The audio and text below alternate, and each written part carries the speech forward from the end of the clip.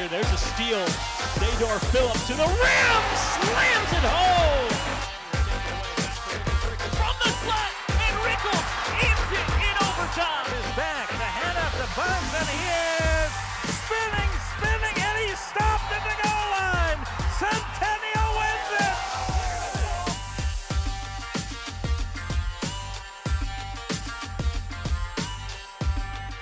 All right, it's wrapping time.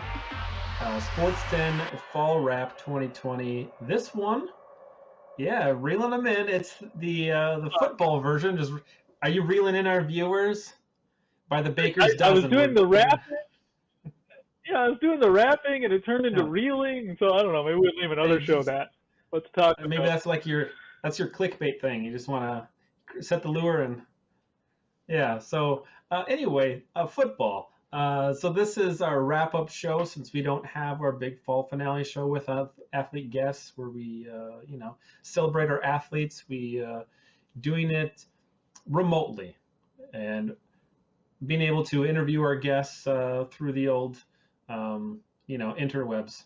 So we've got some athlete interviews for you with some of our football players, and we're going to break it down a little bit, starting with alphabetical order. We don't have any A teams. That's another station. They have several A teams.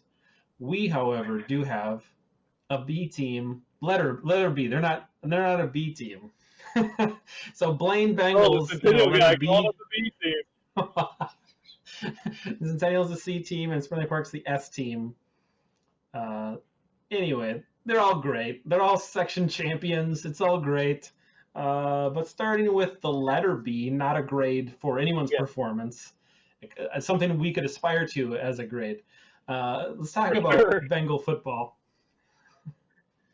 This was this is anything but a B team when it came to some entertainment, right? I mean, these Bengals, the way the offense played, the way the defense kind of would round things into shape, but they're still giving up some points at times, so it made for some tighter games. Certainly earlier in the year, they had their moments too, but it starts for me with the offensive duo of Tyler Schuster and Josh Lung, and the quarterback and the running back. Those two, Kenton, just the numbers that they put up, and when things were rolling, and obviously you got to give some credit for this, the offensive line too. When things were rolling, it almost seemed like Josh Schlungen could get anything he wanted, and once they established that run game, the offense would really open up, and they could get a little more cute, for lack of a better word, with things that they would do with Tyler Schuster and some of the receivers. So for me, it was just a really dynamic and fun offense to keep tabs on for the Bengals, and again, it worked out for them, running their way all the way through to like you say, to a 2020 style section title. Yeah, and speaking of their back, who we got to see as a junior, especially after Will Fredrickson got hurt and dealing with injuries this year with a broken hand, that was Fredrickson. Ended up playing, some defense, especially towards the end there. But Josh, maybe not your prototypical power back or speed back, but, Josh created a verb for us this year, and that was schlungen it. Rushing, receiving, doing everything, gaining a whole lot of yardage and touchdowns along the way. So you might see a game where he has 5 touchdowns. You might see a game where he has 234 yards. That was schlungen it. That was Josh this year, and it was entertaining. It was fun to watch him play. Yeah, over 1,400 yards of total offense between his rushing and his receiving, and 12 rushing touchdowns, 5 receiving touchdowns. That was, he was the offense at times. They ran into some trouble when teams, the few times they could key in on him and make life a little more difficult for him and make him settle for 1 or 2 yards a carry.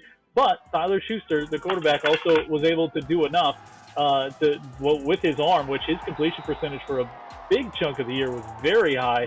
And so he was accurate, and then with his legs as well as a weapon, almost 460 yards on the ground alone, and 8 more touchdowns there. There were some options for this offense, and that was fun to see. And I didn't mean to discount the defense as well. I mean, it's a defense that has some big-time tacklers, and the defensive line up front specifically, too, with guys on the edge like IBK Mafe doing what they did, getting behind the line of scrimmage and just breaking things up. Cole Bruley and Clayton Huber, I thought, were guys that we were able to focus on a number of times.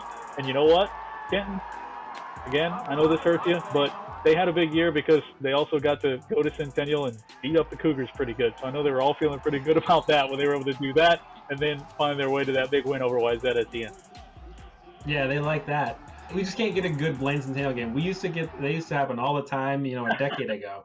Not anymore. It's been a while since we've had a close One way or the down other. to the wire. Yeah.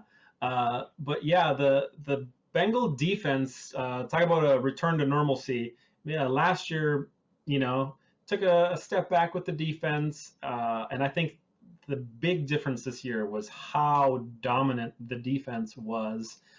Especially as you mentioned, that defensive line, just players flying to the football, closing things down, wrapping up on their tackles, and it became so much more difficult for teams to move the ball on them and score the ball, and that obviously helped the offense quite a bit.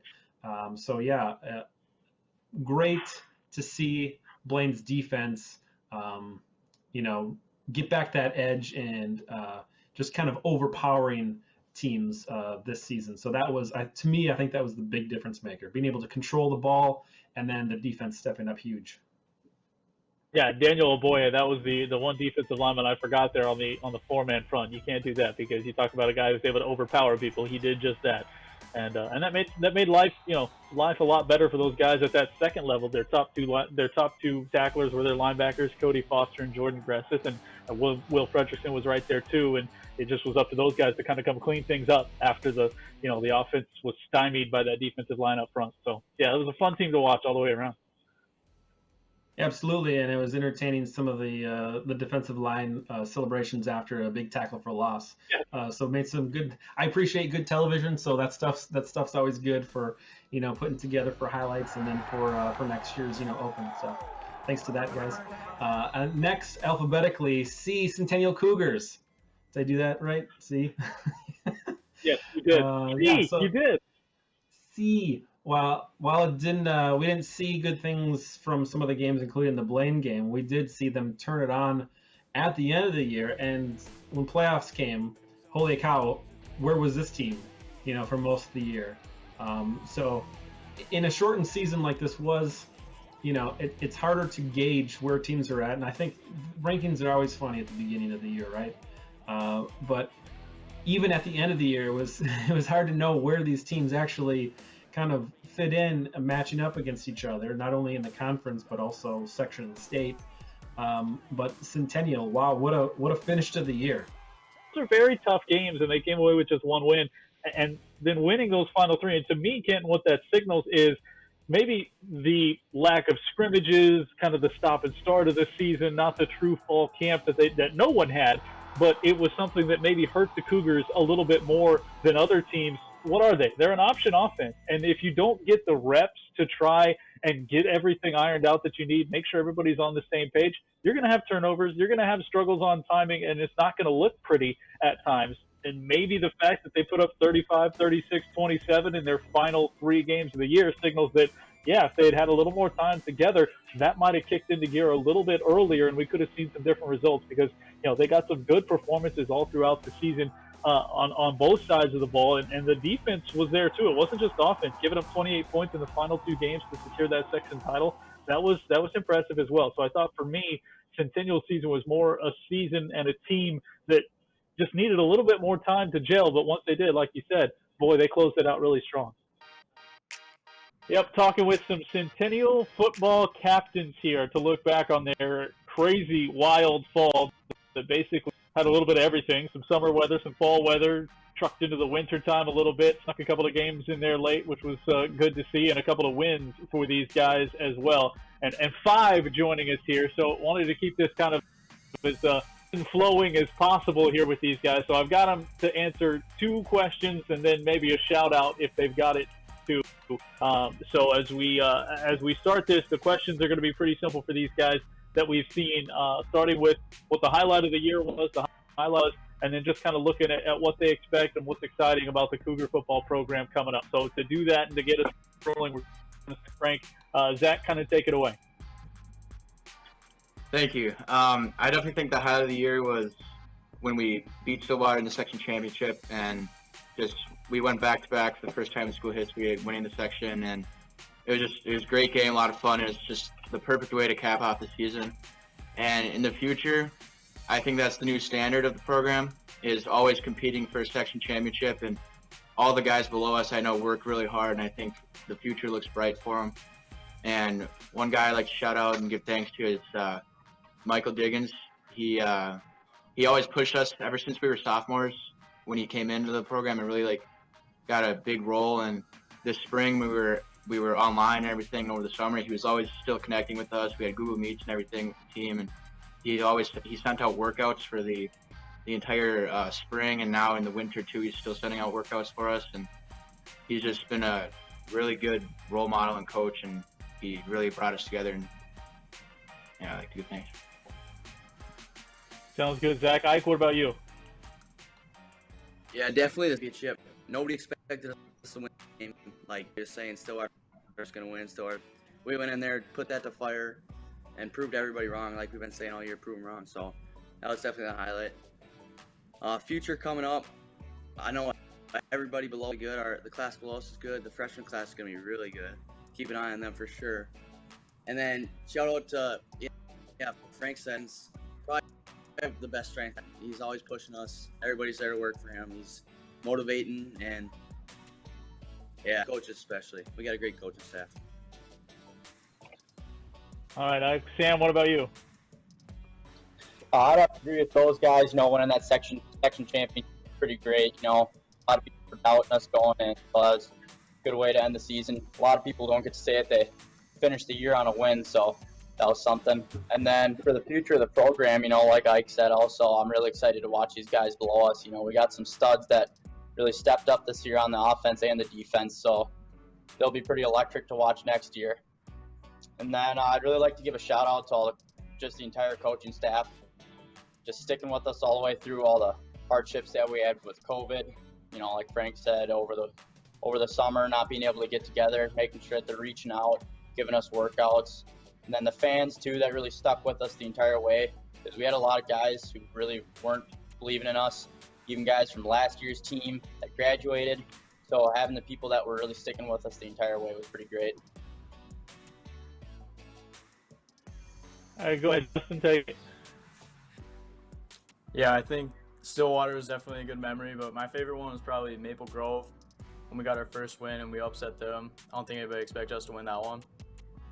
And then, for the guys next year, I think the culture's been set, standards are high, and I think they'll fill it just fine. They're got a good group coming up. And I'd say shout out to the whole Cougar football staff, managers, everything. They really rode with us the whole time, so shout out them. And finally, Elijah, what do you got for those three? I think the highlight of our season was the last 9 days, because we won 3 straight games to finish out the season. Nobody expected it, and it's 3 games in 9 days. I mean, there's not a lot of people that can say they've done that before. And for next year, I think that we left a lot of studs next year. They're great leaders. They work hard. They all get after it. I think their future's bright, and they'll be very successful next year. And then I'd like to thank Coach Littlefield, Coach Lutz, and Coach Wallvogel for helping me throughout the season. And they really run the offense and help get everything going. All right. Well, you guys were super efficient in that. So we've got here. So we might as well run it around one more time. And I'm springing this on you here. I said 3, but I think you guys will be able to handle this. It's pretty simple. Just about you guys, no surprise. Centennial guys being efficient, offense, defense, whatever it is. That's what you guys do. So let's go back to Zach and just tell us whether it's your next sport coming up that you hope to obviously get to play coming up in 2021, or what your plans already are for post-school once you graduate and get all of this past us. So what's next for you guys, both your next sport for the multi-sport guys and what's coming up after you graduate from school here? Zach, go ahead and start us off again. Right now I'm really looking forward to the basketball season. I'm excited about that. We got 9 seniors this year, 10 seniors, and we're looking at that season. And it'll be a lot of fun. And after high school, next fall, I want to go somewhere and play college football. I'm not decided on it yet, but I'm excited for that too. Certainly excited for all those hoops. Ike, what about you? What are you looking for? Yeah, hockey and the cup, hopefully those go through. That would mean a lot to me. We got a really good team for both of them, so that should be a lot of fun. And after that UMD to study. I don't know what yet, but yeah. Hey, it'll be fun to study up there no matter what it is. Sam, what about you? What's next? Really looking forward to the wrestling season coming up this winter if that pulls through with COVID and everything. And then after school, really not sure yet for college. All right, Justin, what about you? Next. Looking forward to watching the basketball guys and hockey guys, then just starting hard for college at St. Thomas. Very nice. The Tommy's going to be fun there certainly the next few years. Elijah, what about you to wrap us up? I'm looking forward to the basketball season. We should be able to carry our success from football over to basketball because a lot of those guys all play football too. So keep that same mentality, roll it into the basketball season. And then after high school, I'm thinking about going to St. Thomas to study finance. All right, you and Justin can hang out there and get that finance on lock, and you guys can get everybody squared away on the money side. Guys, looking forward certainly, hopefully, to those basketball and wrestling seasons and hockey seasons as well. Congratulations on, you guys said, a great close to the year, those last 9 days. I'm glad you guys got those in and got to have some success, and best of luck the rest of the way, and thanks for joining us here. Thank you. Thank you. Yeah, thank you. Yeah, thank you. It'll definitely be fun to catch up with those guys, whatever their winter seasons do become. But some guys open to bring that momentum, Kenton, that we talked about for those final 3 games into what they do next. So that'll be fun. Thanks to those guys, as always, for joining us. Absolutely. So it'll be fun to see them when they hit the basketball floor at some point in January here, scheduled to start practice January 4th, and we'll see what the future holds. Also, you, busy guy, you also talked to Spring Lake Park football, another one of our section champions. We've got 3 of them. Not to brag, but football around here is pretty good. We got them. So the Panthers, we saw that rescheduled game at the beginning of the year with Becker, and that was a close game, an entertaining game, and then they flipped the switch, so to say.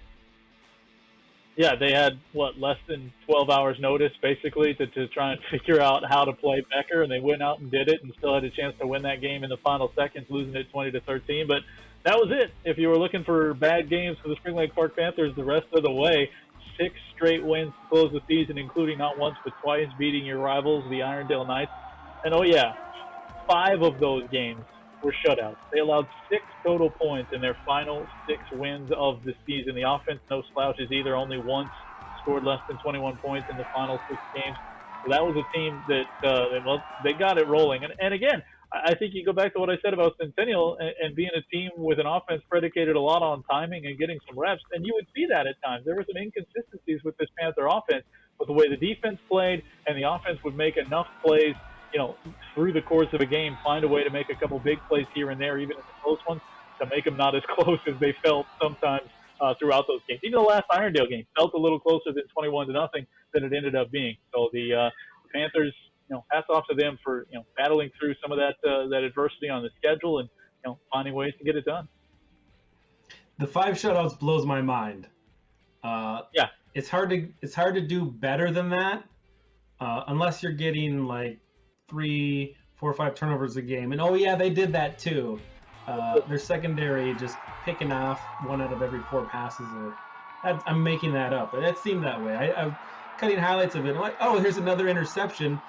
Here's Joey Sorensen, his 3rd interception. I'll put that in there. So great performance by the defense. And speaking of not having as much time as you were saying for your offense, I'll give credit to the coaching staff. They made adjustments to the offense, that they've been running for 137 years. Open it up a little bit more, had a little bit of a spread look at times. And why did they do that? Because they had weapons. Okay, they wanted to take advantage of that. They were able to fit, Kaleb Skelly into their offense, split out wide on his own, and take shots downfield every once in a while. Throw up the fade. You have him go up and get it, when you're inside the 10-yard line, and that was working. But being able to take advantage of that a little further and other weapons that you have, because they have multiple backs that can catch the ball. They have multiple receivers. So I really enjoyed seeing them both keep their offense as it was, kind of tie in some other looks like we've seen from Centennial the last few years, and even a little bit from like a Blaine and Andover with a spread look every now and then. So that was fun to see, and I like being able to when teams can kind of branch out, and you're going to see different defensive looks and the defense trying to adjust for what you're going to do, rather than just your simple keys of the veer option. Now it's a little bit more fun, right? To not only to game plan for that, but also for us as a TV crew to be able to cover the game and say, oh, look, now they've got a new look here, and Kaleb Skelly, we're going to watch him on this play and see what happens. So some fun players to watch on both sides of the ball, and an enjoyable season. Yeah, and don't forget about one guy that helped make that go was Nate Litke and all the different things he could do out of the backfield. So yeah, you look at it and it's the same formation, but then all of a sudden you've got Litke coming across the formation to take the handoff and then drop back to throw a pass, or he's going to go around the edge of the formation and go down the seam and catch a pass, or and it wasn't just Litke. Nick Wetzel played that spot too. Aaron Payne. So I mean, that was great. To touch on, by the way, the secondary, to put a finer point on the numbers, yeah, it wasn't 1 out of every 5. But how about 7 interceptions for Nolan Toomey, 6 for Joey Sorensen, had 3, and Jackson Smith had 1. It was just incredible that you got to know where you're throwing it if you're an opponent playing the Spring Lake Park Panthers, because you throw it up there, one of those guys is going to go get it. It is the no-fly zone, okay? It is not permitted here. And I do like the Litke once per game. He's going to get a reverse where he throws a pass, and there's a 100% chance that pass is going to be successful. Yeah, he was. His quarterback rating is through the roof. Absolutely. Aaron Clausen, by the way, deserves some credit too. His first time stepping in as a junior as a quarterback. There's a lot of things going on with that offense that you have to make the decisions in general for those other 138 years that you mentioned that they've been running that offense. But this year too, with the new wrinkles that they put in, I thought he did a great job kind of, going through that and those progressions and putting the offense in good spots to do what it did. Absolutely. Spring Lake Park's going to put a great athlete there. You know that. And now he gets to have a little fun throwing the football. Yeah, no, it was a good bunch with a little bit of defense, a little bit of offense talk, and we kind of started them all off talking about going on that 6-game run. That's right, to talk some Spring Lake Park Panther football, and nobody closed the season in the final games better than the Spring Lake Park Panthers. And guys, certainly want to talk about that. I'll give you guys the question layout here and let you guys respond. First off, want to know what it was like to go on that run that you guys did. Losing the first game, tough fashion, hard-fought game, as you had a chance to win all the way down to the final seconds. But then going on the run and not losing the rest of the way, what that was like. What it was like to kind of see your guys' defense be such a force, knowing that you had some newer parts. Obviously, you had a new quarterback on offense, and you never knew what you were going to get there, but that defense helped being a catalyst to what this team was able to do. And then also wanted to look ahead at what you guys have coming up, both athletics-wise at school and then after school for you guys. So, Kaleb, we'll let you start it off and take it away. First of all, like a main part of why our defense was so dominant is because we had like probably what I would say the best coach in the state for defense. Coach Stevenson, he had prepared us every week. He's intense. Like he knew everything that would be coming in the game that week, and everything would be on that scouting report. So then it was just kind of up to us players to kind of take it in and do our homework and read on it, and just kind of like take the mental reps at home.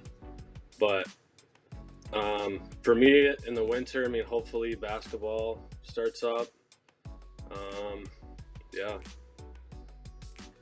And I guess to put a finer point on kind of that run that you guys went on, what was the highlight of that for you guys, being able to rattle off all those wins? So, Kaleb, I'll throw that one into you before we move it on down to Jake. What was a highlight for you guys as you guys closed the season so strong?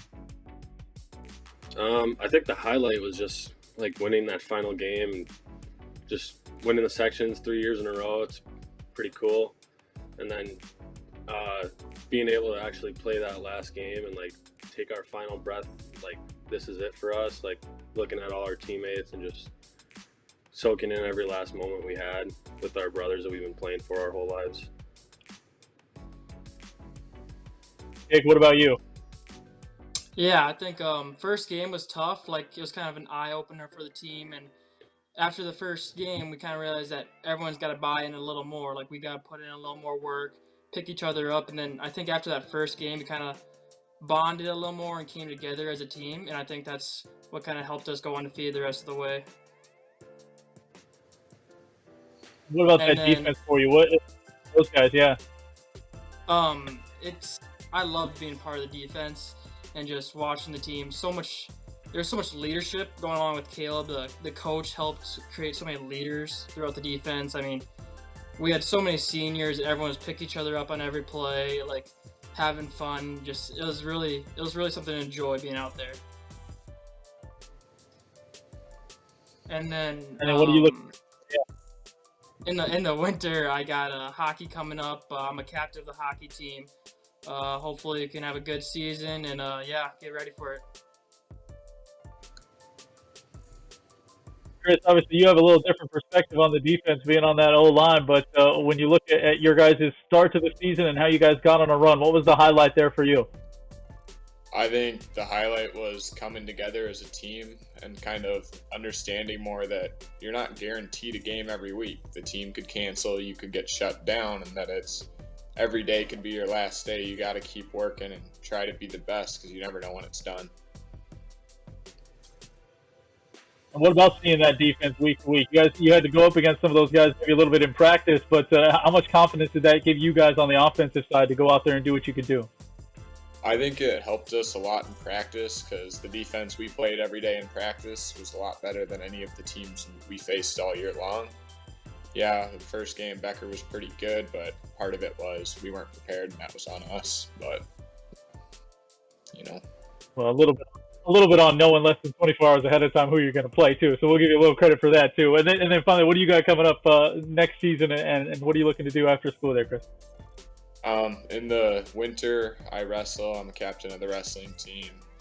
Then after that, I am going to go to college at University of Wisconsin-Madison. All right. And I wanted to give you guys a chance to just kind of whip around the horn here again, starting with Caleb, and give any shout-outs you wanted to, whether it was teammates or other coaches or whoever it was that might have been supporting you throughout this year, and anybody that you wanted to say hi to.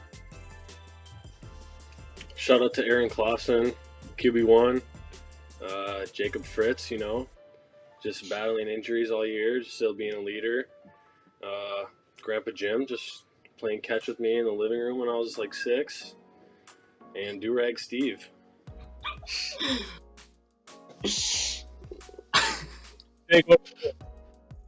I gotta go with Skelly and give a shout out to Coach Stevenson. Shout out to our defense. Shout out to Sam Fritz. He was a great coach for me this year. And yeah, that's about it. And Chris, what about you? I'd have to shout out Fritz here because he got injured, knew his season was done, but he stuck with the team and kept us going. Also, Jay Money, building up that offensive line and getting us all rolling. Keeping the offensive line, which I believe is one of the stronger parts of our offense this year, keeping us going week to week. And then also want to thank my mom for being my biggest fan. Gotta love it, guys. I appreciate you taking some time to join us. Congrats on the season. Caleb, congrats on some of the postseason honors you've gotten already, and best of luck coming up in the winter with your guys' sports and moving on. We'll talk to you again. Thank you. Thank you. All right, thank you. Plenty of shout-outs to go around, so they were certainly happy with the support they got, both from the team, from the coaches, and even from there at home from dear old mom as well. So fun to talk to those guys, and happy they got their season, and happy they closed it the way we did. Is that a three-peat in 1 year, Kenton? If you get all three of your teams as section champions, I mean, can we call it a three-peat or? It's a sports and hat trick. There you go. It's rare. It doesn't happen very often. It's even more rare than a Gordie Howe hat trick. It's like super rare, and you take it when you can get it. So in a year that was absolutely horrible, like 2020 was, we'll take the wins, we'll take the W's, Absolutely. and then look forward to brighter days ahead. scampering on into 2021 with our positives. So Limping into it with a positive attitude. yeah, All right. that's Well, the positive we're looking for. the ray of sunshine. So that's the football season in a nutshell. You don't even have to wait till the spring. So spring sports will be in the spring this year. That's the plan. Yeah. But thank you for We'll be watching. here. Thank you to our athlete guests. You guys were awesome. Our coaches, activities directors, parents, fans, and the baker's dozen of our YouTube subscribers. We appreciate it. Support your teams and go Panthers. Go Cougars. Go Bengals. Really mix it up there. Wrap it up. Always alphabetical, one way or the other. Anti-alphabetical. Alphanumerical. All right.